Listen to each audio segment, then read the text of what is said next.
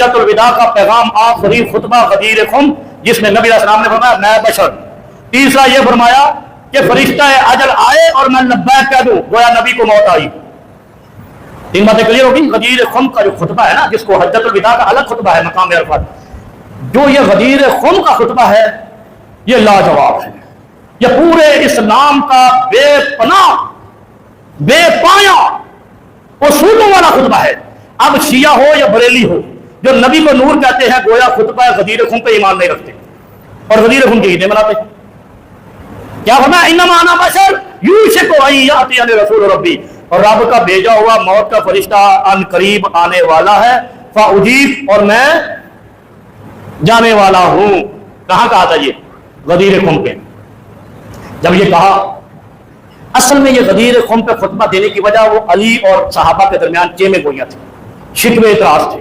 لیکن پورا خطبہ دیا، اصول دین بیان کیے، سب کچھ کیا، اور اس کے بعد یہ بیان کرنے کے بعد فرمایا جب کہا نا کہ رب کا بھیجا ہوا کوئی فرشتہ آئے اور میں لبیک کہہ دوں میں شاید آئندہ تم سے نہ ملوں. انا تارک فیکم ثقلین، میں دو چیزیں تم میں چھوڑ کے جا رہا ہوں.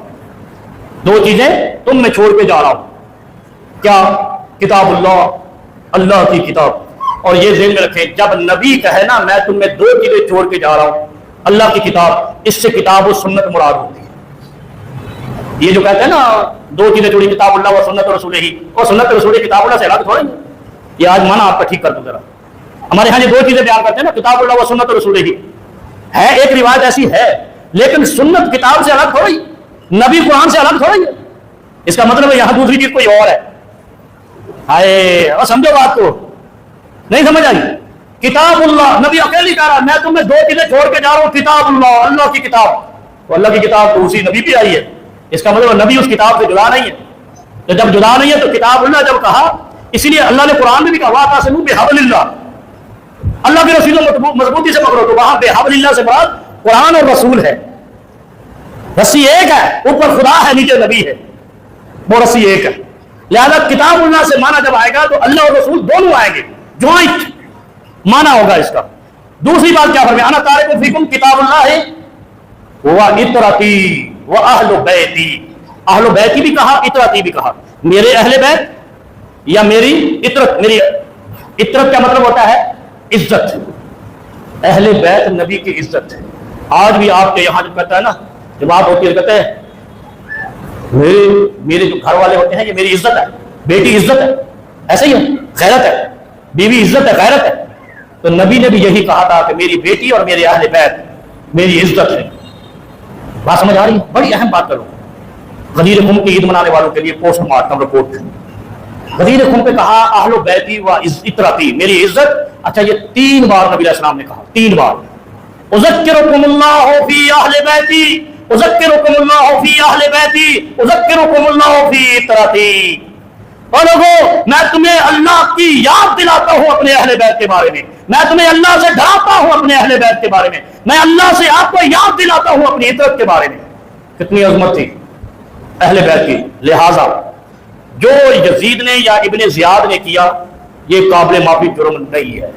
حجۃ الوداع غدیر خم پہ جو نبی علیہ السلام نے کہا کہ میری عزت، میری عظمت، میری اہل بیت کا خیال رکھنا، ان کی عزت کو بچانا، ان کی عزت کا خیال رکھنا، لہذا جنہوں نے نہیں رکھا بھاڑ میں جانا، جہنم میں جانا، ہمیں ان سے کوئی محبت نہیں. ایک بات ہو گئی.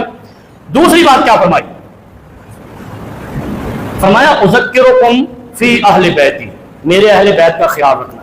اس سے معنی یہ نکلتا ہے میرے یہاں امام ہے، مؤذن ہے، بیٹے ہیں، گھر والے ہیں، میری مطلب وہ ہے ان کے بارے میں اگر کوئی یا مجھے کہنا ہے کسی کو تو مسجد کے صدر کو یا کمیٹی کے سربراہ کو کہنا ہے نا کہ میرے امام اور مؤذن کا خیال رکھنا، تو گویا صدر کوئی اور ہے.